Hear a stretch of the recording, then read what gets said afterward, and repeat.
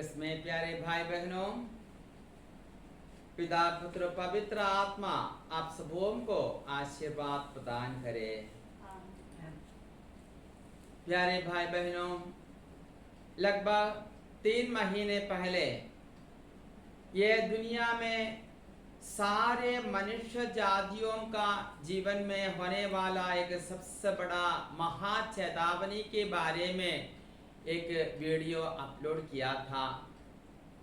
उसके बाद ये वीडियो में उसके बाकी भाग के बारे में बताना चाहता हूँ। प्यारे भाई बहनों, प्रभु यीशु कहता है समय ज्यादा नहीं है, महाचेतावनी एकदम निकट है, परंतु दुख का बात है मेरा यह संदेश अधिकांश लोग गंभीरतापूर्ण स्वीकार नहीं करते। बहरे कानों में मेरा यह संदेश पहुंचते हैं। याद कीजिएगा, मनुष्य जाति के इतिहास में इसी प्रकार का एक घटना कभी नहीं हुआ और दुनिया के अंत तक और नहीं होगा। सारे मनुष्य जातियों के हृदय में, मन में, आत्मा में ईश्वर का प्रकाश, सत्य का ज्योति प्रवेश करवाने के लिए प्रभु का सबसे आग्रही एक प्रयत्न है, प्रयास है यह। इसलिए प्यारे भाई बहनों, हमें प्रभु ने दिया हुआ यह सुनहरा मौका को योग्य तरीके से स्वीकार करने का है। यह संदेश सुनकर इस पर विश्वास करते हुए यह दूसरे लोगों के पास पहुंच जाता है। उनके बारे में प्रभु कहते हैं, मेरे ये भक्तों को उन लोग का भक्ति और विश्वास के अनुसार मैं विशेष पुरस्कार दूंगा उसी दिन। साथ ही साथ उनके परिवार के सारे लोगों को भी मैं सुरक्षा दूंगा। इसलिए प्यारे भाई बहनों, आने वाला ये महाचेतावनी एकदम गंभीरता रूपेण स्वीकार कीजिए, विश्वास कीजिए और तैयार कीजिए। मनुष्य के सामने 2 ही रास्ता है प्यारे भाई बहनों, इसमें से एक चुनने का है हमें। प्रभु ने हमें दिया हुआ सबसे बड़ा एक तोहफा है आजादी। हमें चुनने का है। हमारे सामने 2 रास्ता है, प्रकाश का रास्ता या अंधकार का रास्ता, धर्म का रास्ता और या अधर्म का रास्ता, मुक्ति का रास्ता और नाश का रास्ता, स्वर्ग के रास्ता या नरक के रास्ता, अनंत जीवन के रास्ता या आनंद मृत्यु का रास्ता। हाँ प्यारे भाई बहनों, इसमें से एक हमें चुनने का है। प्रभु चाहता है हम प्रकाश का, धर्म का, भलाई का, स्वर्ग का, अनंत जीवन का रास्ता चुने और प्रभु के साथ हमेशा हमेशा आनंद खुशी के साथ स्वर्ग में अनंत काल तक रहे। प्रभु किसी का भी नाश नहीं चाहते प्यारे भाई। सारे लोगों का रक्षा प्रभु चाहता है। कुछ लोग सोचते हैं प्रभु हमें सजा देता है। सच बताएगा तो प्रभु सजा नहीं देता, हमारे पाप हमें सजा देता है। एक छोटा सा उदाहरण से मैं आपके पास बताना चाहता हूं। एक पिताजी, और पिताजी को एक ही प्यारा बेटा है। और बेटा के लिए पिताजी जीता है। उनका सारा जीवन में कठिन प्रयास करते हुए वो बहुत पैसा, धन, महल सब कुछ बनाया अपना बेटा के, क्योंकि बेटे को इतना प्यार करता है वो पिताजी। एक दिन वो पिताजी अपने बेटे को बुलाकर बताए, बेटा तुम शहर जाकर कुछ अनाज खरीद कर लेकर आना करके लिए। शहर जाने के लिए दो रास्ता है, एक है थोड़ा लंबा रास्ता लेकिन सुरक्षित रास्ता है, खुला रास्ता है, बहुत लोग रहते हुआ सुरक्षित रास्ता है। दूसरा रास्ता है शॉर्टकट, एकदम नजदीक है, लेकिन वो रास्ता में जंगल है, जंगल में डाकू लोग हैं।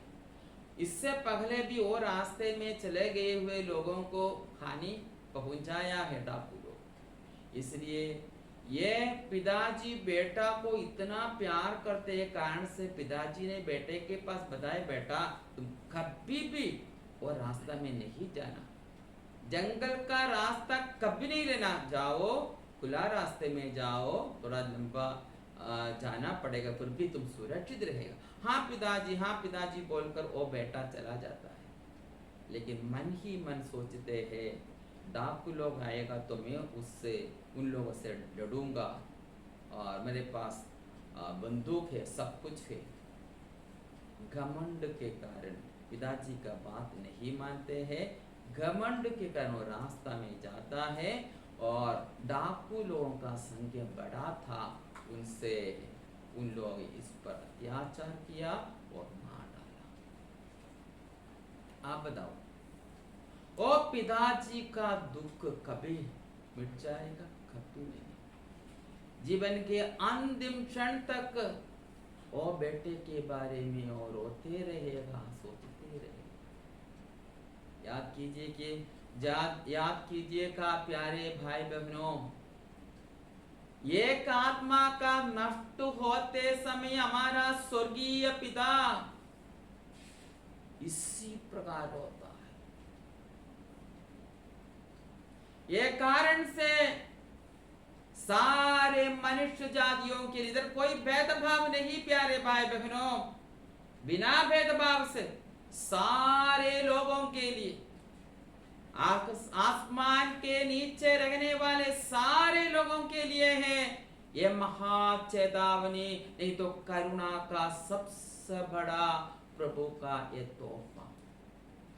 तो वो चाहते हैं सारे लोग इसमें से आत्मिक फायदा उठाए, रक्षा प्राप्त करें। ये महा चेतावनी कब होगा? प्रभु हमें कुछ चिन्ह दिया है, ये चिन्ह के बारे में अभी हम सोचेंगे। सबसे पहले प्रभु ने कहा जब ये महाचेतावनी नजदीक आते समय उससे पहले मौसम का क्रम एकदम बदल हो जाएगा। आप देखते नहीं पिछले कुछ महीने में सारे देश में मौसम का क्रम एकदम बदल गया है। जहां इतना ठंडी होता है वहां इतना गर्मी होता है। अभी जो हो रहा है कनाडा में, अमेरिका में, वहां से खबर आते हैं कम से कम 1000 से ज्यादा लोग मर गए हैं उग्र ताप के कारण। और राज्य में उन लोगों का इतिहास में अभी तक ऐसा नहीं हुआ है। सहारा मरुभूमि में बर्फ गिरता है, कभी नहीं हुआ है। जहां ज्यादा गर्मी होता है वहां ठंडी होता है, जहां ज्यादा ठंडी होता है वहां उग्र ताप होता है। सब जगह में मौसम का क्रम बदल गया है। अंटार्कटिका महाद्वीप 24 घंटा 365 दिनों में बर्फ से भरा हुआ महाद्वीप वहां से प्यारे भाई बहनों आता है खबर कि वहां इतना उग्र ताप के कारण पानी पिघल रहे बर्फ पिघल जाते हैं, कारण से समुद्र का पानी का स्तर बढ़ते जाते हैं।